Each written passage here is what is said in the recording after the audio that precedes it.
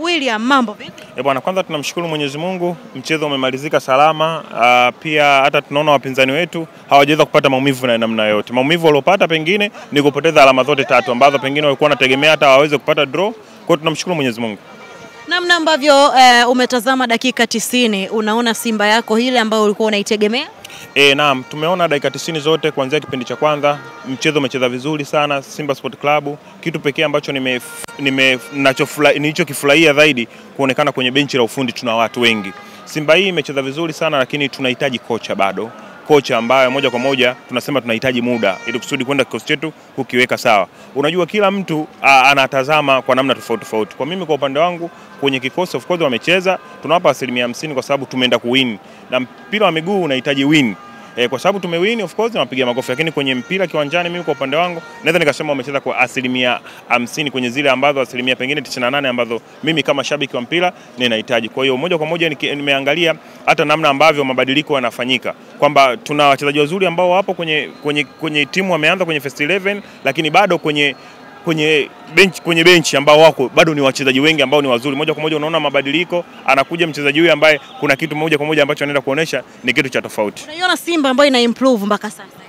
Naam, japokuwa naweza nikasema tumetoka kukimbiwa na baba, naweza nikasema moja kwa moja, kwa sababu ni kocha ambaye moja kwa moja alianzisha falsafa zake ambazo alikaa na team pre-season kule zaidi ya mwezi mmoja, na kwa hiyo inakuwa ni ngumu sana kwa kocha mwingine kwenda kupiki mifumo yake na wachezaji moja kwa moja ikawaingia. Kwa hiyo tunahitaji muda kidogo, lakini nadhani pole pole naona ile Simba yangu ambayo mimi nahitaji inakuja. Kama ni baba basi kazalisha watoto kawaacha. Yani ni baba, wakati mwingine unaweza kusema kwamba kocha sio angeondoka na wachezaji wake.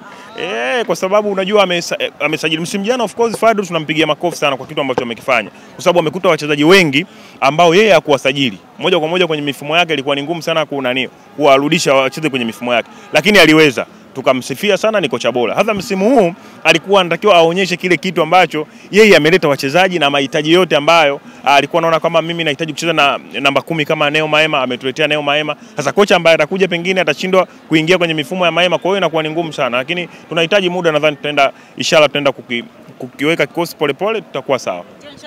Ambaye mpaka sasa tunazungumza ndio mwenye kiatu chake cha mfungaji wa mabao mengi na ameanza kwa mchezo wa kwanza na kufungua mabao. Tumzungumzie labda namna ambavyo unamuona msimu huu mpya na kwenda kuanza na vile alivyokionyesha.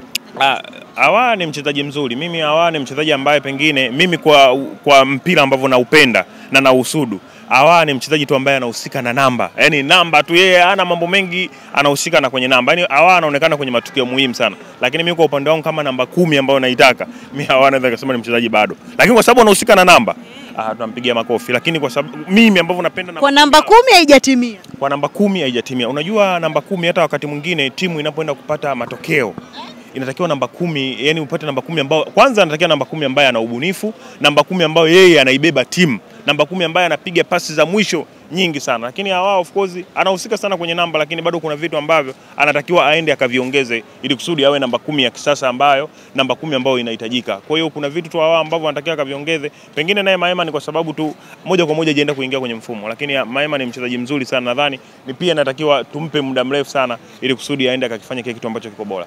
Okay, sawa, shukrani sana. Asante sana.